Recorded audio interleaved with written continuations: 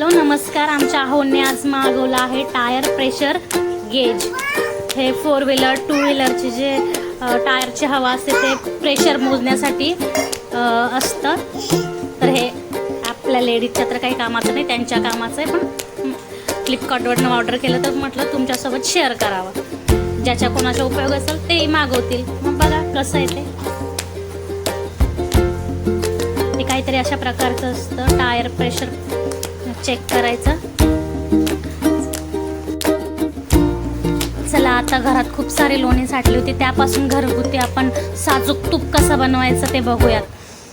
तर खूप सारे लोणी साठल्यामुळे मी एकदमच बनवायचा विचार केला. नंतर हँड बीटर होतं, आता ते मिक्सरने करायचं म्हटलं खूप सारी भांडी वगैरे भरतात, म्हणून मी तुमच्यासाठी नवीन एक बघा अशा प्रकारे आपण बीट करू शकतो. सगळी लोणी मी एकदम पातेल्यात काढून घेतले आणि हँड बीटर असतात ना, हे बघा या प्रकारचं. हां, तर याच्याने मी सगळी लोणी फेटून घेते, जेणेकरून जास्त भांडी नाही भरत आणि एकदम छान अशी लोणी तयार होते. तर मी असं सगळं व्यवस्थित असं बीट करून घेते.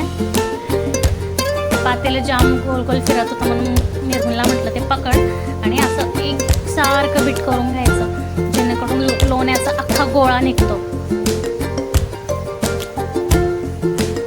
निर्गुणलाही जाम हाऊस मम्मा मला, मग त्याच्याकडे दिले. त्याच्याकडनं तर फिरतच नव्हतं, कारण की त्यात मी थोडं थंड पाणी घातलं होतं. थंड पाणी घातल्यामुळे लोणी लवकर बनून निघतं. मी जितकं पाणी घालत होते तितकंच लोणी ते वाढत होतं. ही जवळजवळ माझी 2 महिन्याची लोणी आहे. थोडं थोडं करण्यापेक्षा एकदमच करावं. जितकं मी पाणी घाललं तितकं ती फ्लफी होत होती. अशा प्रकारे काहीतरी म्हणजे एकदमच सगळी माझी लोणी बनवून झाली. आता मी ती सगळी ज्या पातेल्यात मला तूप कडवायचं आहे त्याच्यात मी ते काढून घेते आणि मग तुम्हाला तूप बनवल्यावर दाखवते.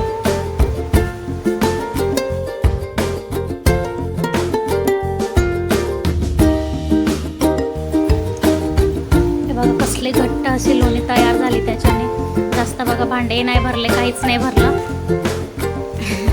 निर्गुणला म्हटलं खा लोण्याचा गोळा. आमचं बाळा कसलं खातं लोण्याचा गोळा.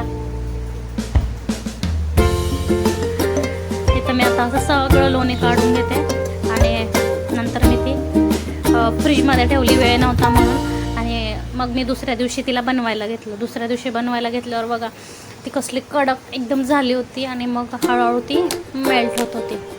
बघ किती कडक झाली होती फ्रीजमध्ये ठेवल्यामुळे त्या लोण्याचा गोळा. तर अशा प्रकारे हळूहळू मी ती कढवून घेते आणि साजूक तूप झाल्यावर तुम्हाला दाखवते कसं रेडी झालं. गॅसवर ठेवून ते सोडायचं नाही बघा, असं फेस येतो खूप सारा. थोडा वेळ जास्त जातो, पण घरचं तूप हे हेल्दी असतं. इथे बघा आपलं तूप रेडी झालं आहे. आता मी एका भांड्यात ते गाळून घेणार आणि मग लास्ट तुम्हाला मी त्याचा फोटो लावते की बनवल्यावर नेमकं तूप आपलं दिसतं कसं आहे. ऑलरेडी तर रेडी आहे, फक्त आता याला एक बारीक चाळणीने चाळून घ्यायचं, जेणेकरून जे खालचा